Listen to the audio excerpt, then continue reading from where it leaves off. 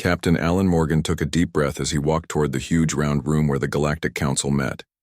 His black boots made soft sounds on the shiny floor. The room ahead had seats for all 37 space-traveling species.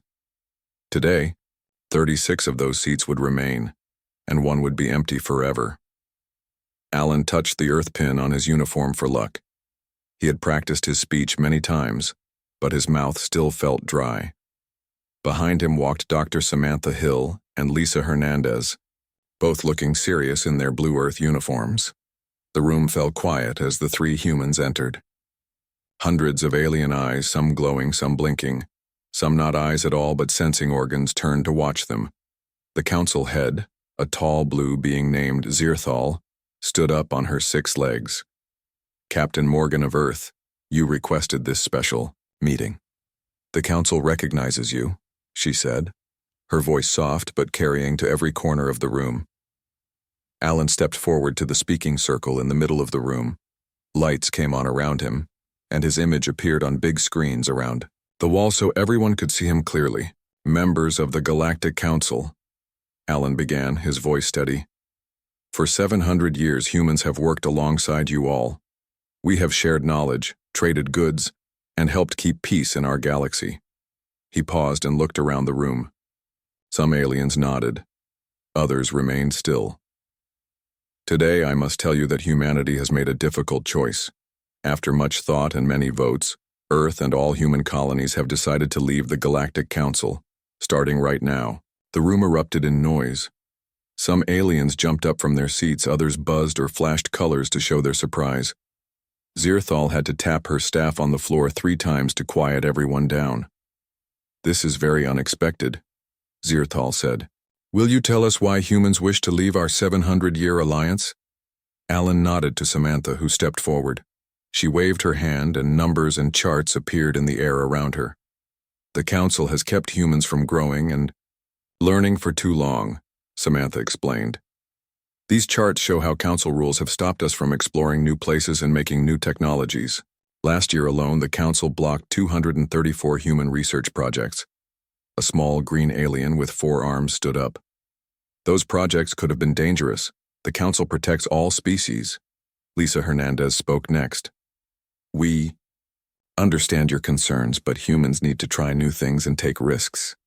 It's who we are. The Council always says no to new ideas." Alan stepped forward again. "Humanity thanks the Council for many years of friendship. We do not leave as enemies. We leave because we must follow our own path now." He took a small golden disc from his pocket. It was Earth's official council member badge. He placed it on the center table. "This meeting is over," Alan said quietly. Then he turned and walked out with Samantha and Lisa following. Back on their ship, the USS Frontier, Alan looked out the window at the council station growing smaller as they flew away. "Do you think we did the right thing?" Lisa asked, standing. Beside him, Alan watched as stars streaked by. "I don't know, but it's done now." On Earth, billions of people watched their screens as President Elaine Wright spoke from her office in Washington. "Today is a historic day for all humans," she said. "For 7 centuries we have been part of the Galactic Council. That time has now ended. People in homes, schools, and workplaces listened carefully. The Council has been good to us in many ways. They welcomed humans when we first reached the stars. They taught us much. But now they hold us back." President Wright continued. "The Council is afraid of change and new ideas. Humans need both to grow." In New York, John Baker watched with his family. "What does this mean for my job?" he wondered out loud. He worked selling Earth goods to alien worlds. In the Mars colony, Governor Doug Phillips called an emergency meeting. "We need to make sure we have enough supplies without Council trade," he told his staff. On the distant human colony of New Terra, children were let out of school early. Parents gathered in town squares to talk about the news. Captain Alan Morgan's face appeared on screens everywhere. As the person who delivered Earth's message to the Council, he had become famous in one day. "I want everyone to know that this decision was not made lightly," Alan told reporters. "Earth's leaders debated for months. All human colonies voted. The final count was 58% in favor of leaving. News from other species began to arrive. Some understood why humans left. Others were angry or worried. The Vixari, long-time trading partners with Earth, sent messages begging humans to reconsider. The Kolari, who breathed methane instead of oxygen, warned that without human help, old fights between species might start again. Humans had always been good at helping different species understand each other. As night fell across Earth, people looked up at the stars and wondered what would happen next. For the first time in 700 years, humanity stood alone in the galaxy. On the USS Frontier, Alan Morgan couldn't sleep. He walked the quiet halls of his ship thinking about history. Humans had just changed the path of not just their own species, but perhaps the entire galaxy. His computer beeped. A message from an old alien friend, Talak of the Kulari. "My human friend," the message read. "I fear you do not understand what you have done today. The Council needs humans more than you know. And I fear you will soon learn that humans need the Council too." Alan closed the message and stared out at the stars. Only time would tell who was right. 1 year after humans left the Galactic Council, the problems had grown much worse. Space was becoming a dangerous place. Commander Nicole Barnes stood on the bridge of her ship, the USS Defender. On the main screen, she could see what was left of a space colony. Broken pieces floated in space. No one was alive there anymore. "This is the third destroyed place we've found this month," said First Officer Ben Carter. His face was grim as he looked at the screen. "Who did this?" Nicole asked. "Pirates, most likely," said Ben. "They've been getting bolder. Without Council patrol ships, there's no one to stop them." Nicole thought about how things used to be. Before humans left the Council, the galaxy had been mostly peaceful. Council ships had patrolled space, keeping everyone safe. Now those patrols were gone, and the pirates knew it. "Send a message to Earth Command," Nicole ordered. "Tell them we found another destroyed colony." The USS Defender moved away from the sad scene. They had more areas to check, more people to try to protect. But Nicole knew her one ship couldn't do much. There was too much space and too few defenders. Back at what had once been Council headquarters, things were falling apart. 4 more species had left the Council after humans did. Others were fighting with each other. The grand meeting room where all species once worked together now stood half empty. Ambassador Karen Simmons watched with sadness. She had been sent back to try to improve relations with the remaining Council species. "The Council is breaking up," said Zirthal, the Council head. "For 700 years we kept peace in the galaxy. Now it is ending." "I'm sorry," Karen said. "We didn't mean for this to happen." "Intentions matter less than results," Zirthal replied. "When one support is removed, sometimes the whole building falls." On a farm planet called New Montana, farmer Steve Garcia watched as strange ships landed in the fields near his home. Out came aliens he had never seen before, tall, thin beings with pale blue skin. "Who are you?" Steve asked when they approached his house. "We are Zalarians," said one alien in a translator voice. "Our homeworld was attacked. We ask for safety here." All across human space, refugee aliens were arriving. Species that had once been protected by Council laws now looked to humans for help. Steve's small farming community soon had 3 different alien species living in it. Food was becoming scarce. "We never thought this would happen," Steve told his wife as they shared a small meal. "When Earth left the Council, everyone said it would make things better." At the Global Research Institute on Earth, Dr. Olivia Miller showed her findings to a room full of government officials. On the screen behind her were pictures of dying plants and animals on many different worlds. The Council ran thousands of projects to protect environments on different planets, Olivia explained. Without their work, ecosystems are collapsing. This could lead to food shortages across the galaxy. The officials looked worried. One asked, "Can we fix this ourselves?" "Not alone," said Olivia. "These are problems that need many species working together." The worst news came from deep space. Monitor stations picked up signals from an area where no signals should be. Captain Alan Morgan, now an admiral, called an emergency meeting. "These suck. Sentinels are waking up," he told the room of military leaders. "What are sentinels?" asked one general. Ancient machines, Alan explained. They were built millions of years ago by a species that disappeared. The Council has always kept watch on them to make sure they stayed dormant. Now that watch has ended, and they're activating. Are they dangerous? Someone asked. We don't know, said Alan.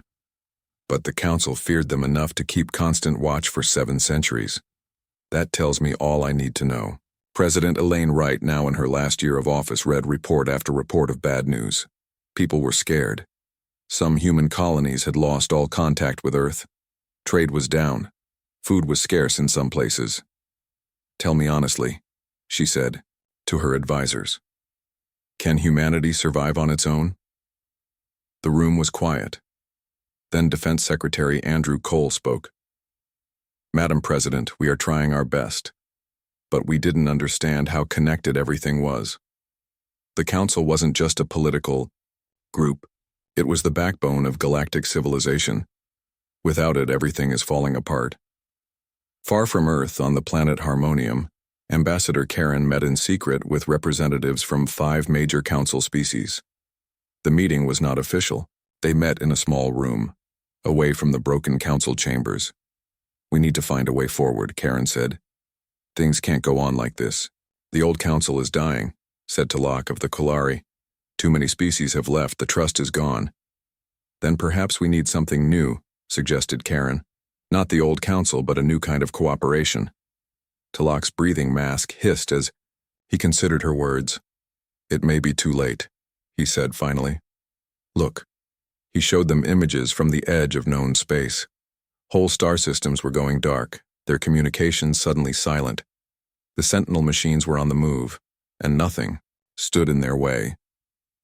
On the colony world of Europa, Dr. Samantha Hill made a terrifying discovery. The space lanes that ships used for faster-than-light travel were becoming unstable. She rushed to send a message to Earth.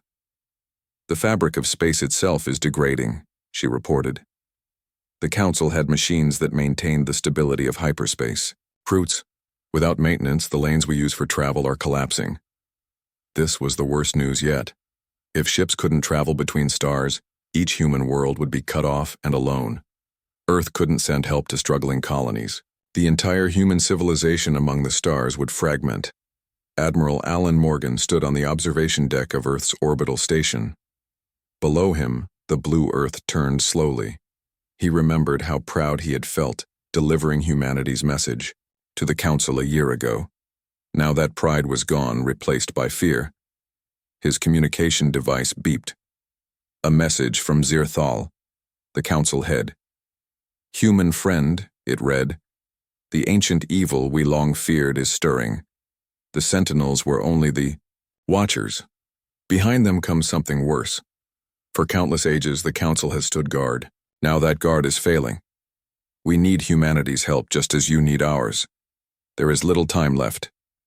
Alan closed his eyes. When they had left the Council, humans thought they were just leaving a political alliance. Now it seemed they had abandoned their post in a much older and more important battle, one they hadn't even known they were fighting. He opened his communication channel to the President's office. Madam President, he said, I think it's time we admit we made a mistake, and I hope it's not too late to fix it. 3 months passed since humanity left the Galactic Council. At first, not much seemed to change. People still went to work. Ships still traveled between human worlds. Life went on. Then the problems began. Jack Peters was flying his cargo ship, the Lucky Star, to a human colony. He carried medicine that sick people needed badly. Jack had made this trip 20 times before. Navigation ready for jump, said his ship's computer. Jack pressed the button to enter faster-than-light travel. The stars stretched into lines as the ship jumped. Then everything went wrong. Red lights flashed. Alarms screamed. The ship shook, hard. Emergency stop, Jack yelled. The ship dropped back into normal space with a jolt that threw Jack against his seat straps. Where are we? Jack asked when he could breathe again. The computer screen showed only question marks. Location unknown, said the computer. Jack felt cold fear in his stomach. He was lost in space, and he didn't know why. Later, Jack learned the truth. The Council had run a galaxy-wide navigation network. All ships used it to know where they were. When humans left the Council, they lost access to this network. No one had realized how important it was until ships started getting lost. Jack was lucky. A passing ship found him after 2 weeks. Other lost ships were never found. On Mars, different problems were growing. Governor Doug Phillips stared at the report on his desk and rubbed his tired eyes. "How bad is it?" asked his assistant. "Very bad," said Doug. "We need special metals to keep our air machines running. Those metals came from Council worlds. Now they won't sell to us." Mars needed machines to make its air breathable for humans. Without parts to fix those machines, people would start dying in 6 months. "We voted to leave the Council," said his assistant. "People were happy about it." "They're not happy now," said Doug. Outside his window, he could see people protesting in the street. On Earth, President Elaine Wright met with her advisors. The room was tense. "Tell me some good news," she said. No one spoke for a moment. Then Defense Secretary Andrew Cole cleared his throat. "The good news is that no one is attacking us," he said. "The bad news is that pirates are attacking our outer colonies. Without Council patrol ships helping us, we can't protect everyone." Science advisor Marie Chen spoke next. "Many of our technologies are breaking down. We didn't realize how much they depended on Council systems." President Wright looked tired. "When we left the Council, people thought we would be more free. Instead, we're finding out how much we depended on them." At the former Council headquarters, Ambassador Karen Simmons represented Earth at emergency talks. The room was smaller than the main Council chamber. Only a few species had come to meet with humans. "We need to work out new trade deals," Karen said. "Humans still want to be friends with all species." Councillor Talak of the Kulari spoke. His voice came through a translator since his kind breathed methane, not oxygen. "You humans don't understand," he said. "You weren't just traders. You were peacemakers. When 2 species fought, humans always helped them make peace. Now, without you, old enemies are fighting again." Karen looked at the reports in front of her. 3 different space wars had started in places where humans used to help keep peace. "We didn't know," she said softly. "There is much you didn't know," said Talak. On the colony world of New Terra, farmer Steve Garcia watched his crops die. The special growing lights that helped Earth plants grow on this alien world had stopped working. No one knew how to fix them. "My family has farmed here for 5 generations," he told his wife. "Now we might have to leave." All over human space, technologies were failing. Ships got lost. Colonies lost contact with Earth. Food grew scarce in places that couldn't grow their own. At the Global Research Institute on Earth, Dr. Paul Rivera made a shocking discovery. He called an emergency meeting with government officials. "I've figured out why our technology is failing," he said. "Much of what we use wasn't fully ours." The people in the room looked confused. "What do you mean?" asked one official. "I mean that many of our advanced technologies were actually connected to Council systems," Paul explained. "Our faster-than-light drives, our long-distance communications, even our gravity control systems. They all depended on Council networks that we can no longer access." The room was silent as everyone realized what this meant. Humanity had relied on the Council far more than anyone had known. "Can we rebuild these technologies ourselves?" someone asked. Paul looked grim. "Maybe, but it would take decades. And some of it uses science we don't fully understand yet." On her ship returning from the emergency talks, Ambassador Karen watched a message from Talak. The alien looked worried. "Human friend," he said, "there is something else you should know. The Council doesn't just coordinate trade and keep peace. It also watches for ancient dangers. There are sleeping threats in our galaxy that must be monitored. With the Council weakened by your departure, I fear these old dangers may awaken." Karen didn't understand what he meant, but the fear in his voice was clear. Back on Earth, President Wright established a special team to handle the growing crisis. The team was called the Reconnection Committee. Their job was to find ways to solve the problems caused by leaving the Council. Captain Alan Morgan, who had delivered humanity's goodbye to the Council, was called back to Earth. As he walked into the president's office, he could see from her face that things were serious. "Captain Morgan," she said, "we need you to tell us everything you know about the Council. We're starting to think we made a terrible mistake." Alan nodded slowly. "I was afraid of that," he said, "but I'm worried it might be too late to fix it." Outside, the sky above Washington was filled with stranded ships that couldn't leave Earth. Their faster-than-light drives no longer worked properly. It was just one of many signs that humanity's bold step toward independence had led to a very dangerous place. 3 years had passed since humanity left the Council, 3 years of growing problems. Now disaster was at hand. Chief Engineer Eric Davis received the emergency alert while working on Earth's orbital station. The message came from a distant part of space where few humans ever went. "The Xanthi Dyson sphere is failing," the message read. "Containment systems critical. Estimate total collapse in 14 days. Eric knew what this meant, though most humans would not. The Xanthi Dyson sphere was an ancient structure built around a star. It captured the star's energy. Council engineers, including humans, had maintained it for centuries. Eric called an emergency meeting. "If the Xanthi sphere collapses, the energy release will destroy 3 star systems," he told the room of engineers. "Billions will die. Can the Council fix it?" someone asked. Eric shook his head.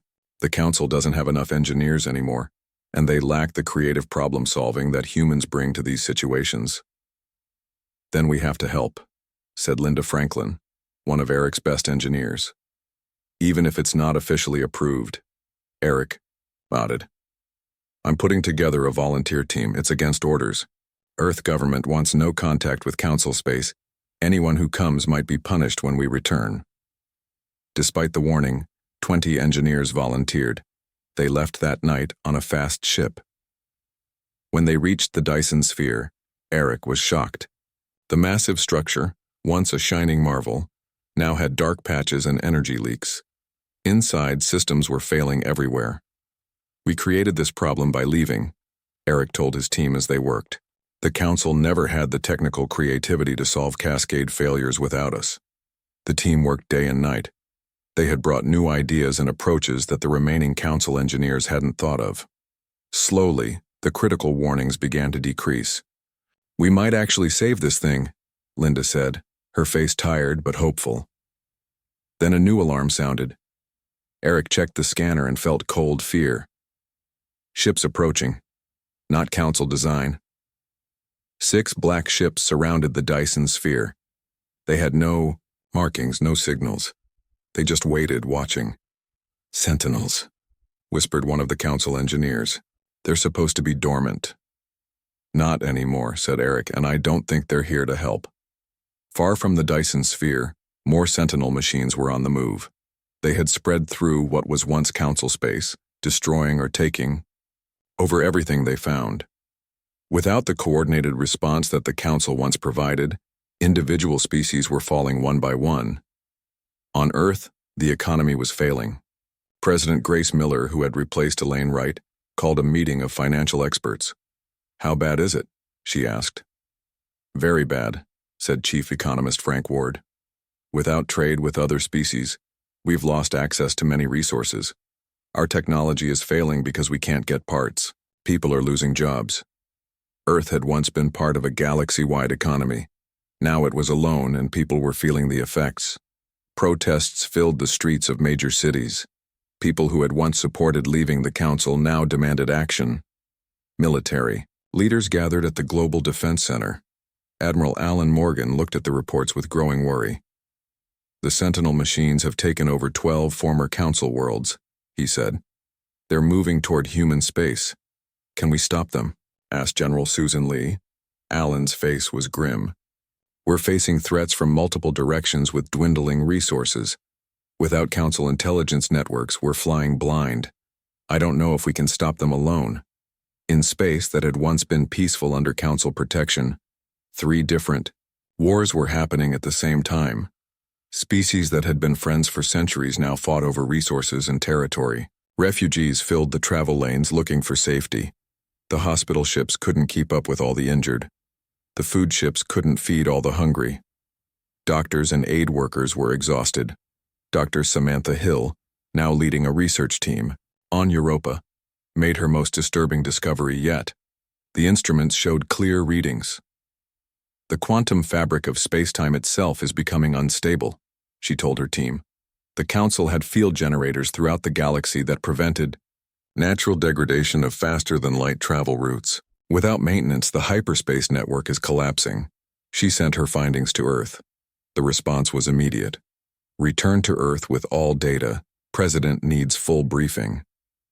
When Samantha arrived at the president's office, she found a room full of worried faces. She showed them her data. "What does this mean in simple terms, Young?"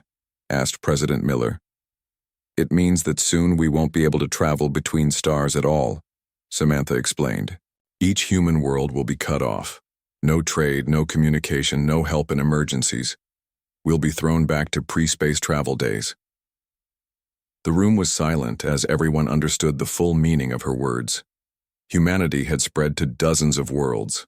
If those worlds were cut off from each other, billions would die as colonies that couldn't support themselves collapsed. "How long do we have?" asked the president. "At current rates of decay, maybe 2 years before major routes become impassable," said Samantha. "Some remote colonies may be cut off sooner."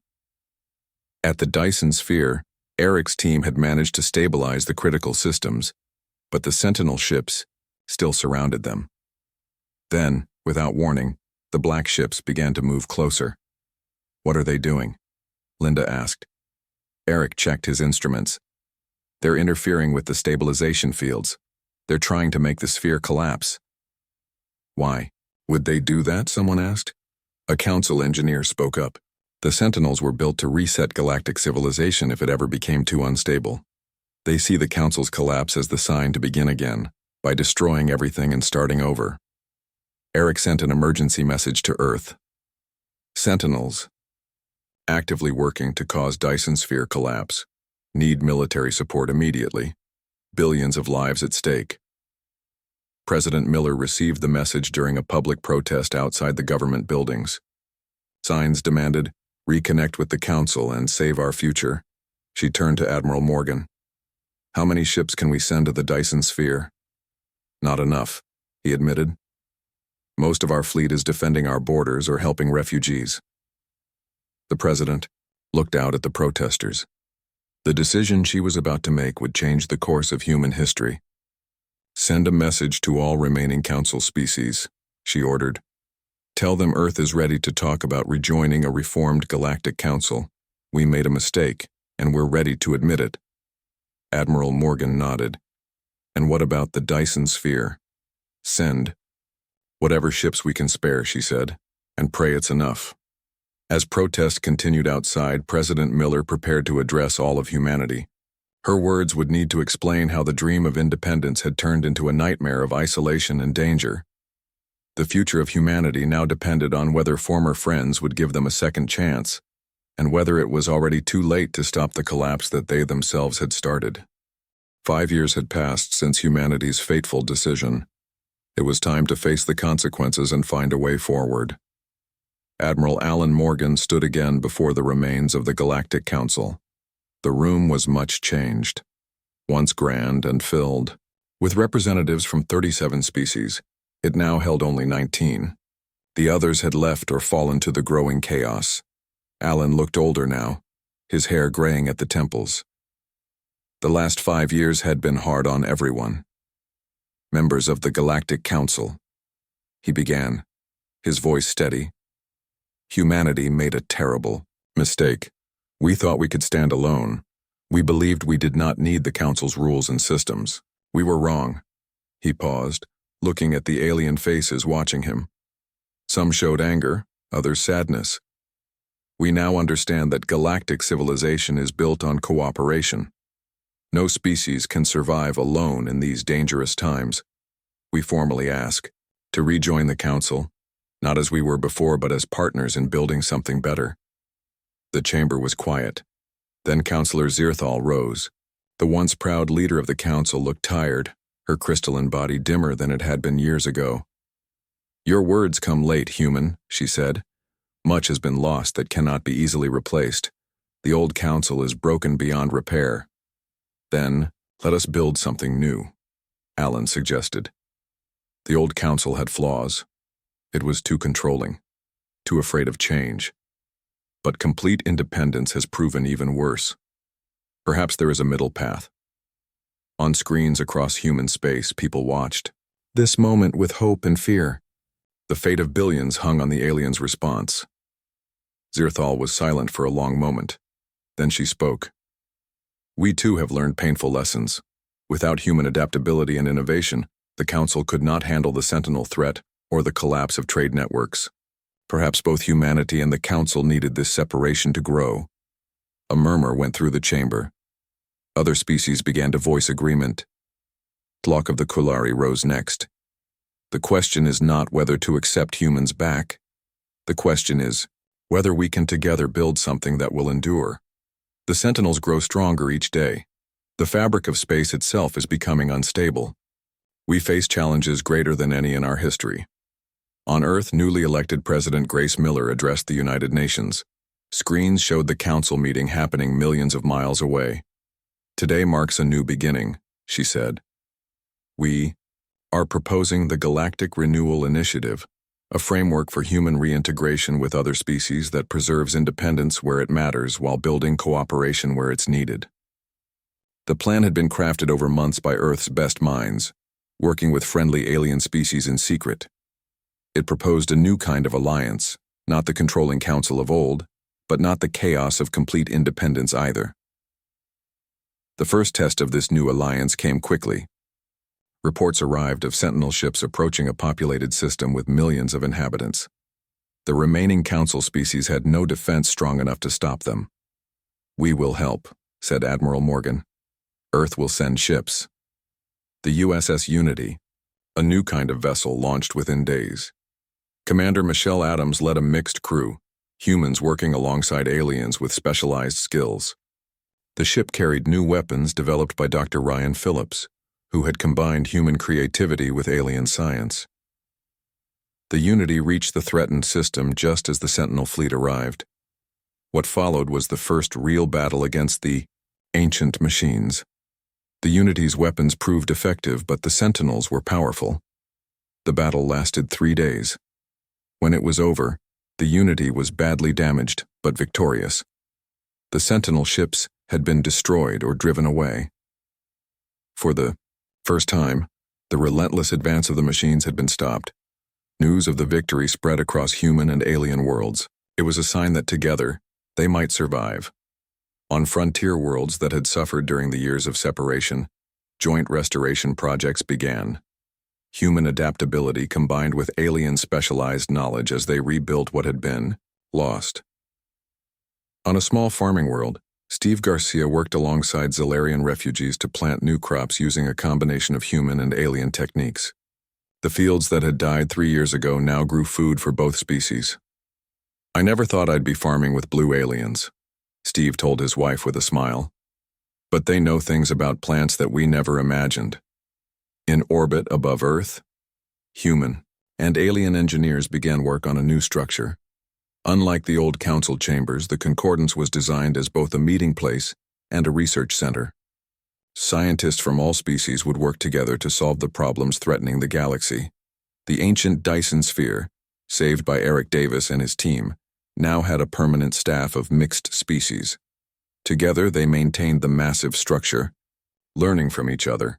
The Sentinels remained a threat, but each month fewer worlds fell to them. The combined forces of humans and council species were pushing them back to the dark corners of the galaxy, where they had slept for millions of years. The biggest challenge remained the degrading fabric of space-time itself. Dr. Samantha Hill led a team of scientists from 12 species in an effort to stabilize the hyperspace lanes. Progress was slow but promising. "We won't lose the ability to travel between stars," she told Admiral Morgan during an inspection. "It will take years, but we now understand enough to fix the damage." Historian Frank Butler began to document this turbulent period of galactic history. "Humanity's withdrawal nearly destroyed everything," he wrote. but the near collapse forced both humans and aliens to recognize their interdependence. From crisis came a more balanced relationship. The new alliance was not perfect. Arguments happened frequently. Some humans still wanted more freedom. Some aliens still distrusted human recklessness. But the work continued. 5 years after rejoining, Admiral Morgan stood with representatives from 39 species, more than had been in the original council. They gathered on the observation deck of the Concordance as the final pieces were put in place. "We almost lost everything," he said quietly to Dr. Hill, who stood beside him. She nodded, watching human and alien workers moving together in perfect coordination. "But what we're building now is stronger than what we left behind. Sometimes systems need to collapse before they can be truly rebuilt." In schools across Earth and human colonies, children learned a new version of history. They learned about the Great Separation and the difficult years that followed. But they also learned about the renewal, how humans and aliens found a better way to live together. Most importantly, they learned that no species is meant to stand alone. The galaxy was too big, too complex, and sometimes too dangerous for that. On the bridge of the USS Unity, preparing for another mission against the Sentinels, Commander Michelle Adams looked at her mixed crew. Humans worked at control stations, beside beings with tentacles, crystalline bodies, or breathing masks. Each brought unique skills and perspectives. "Ready for jump?" she asked. Her alien second-in-command, a Vexari named Krill, nodded. "The crew is ready, Commander," Michelle gave.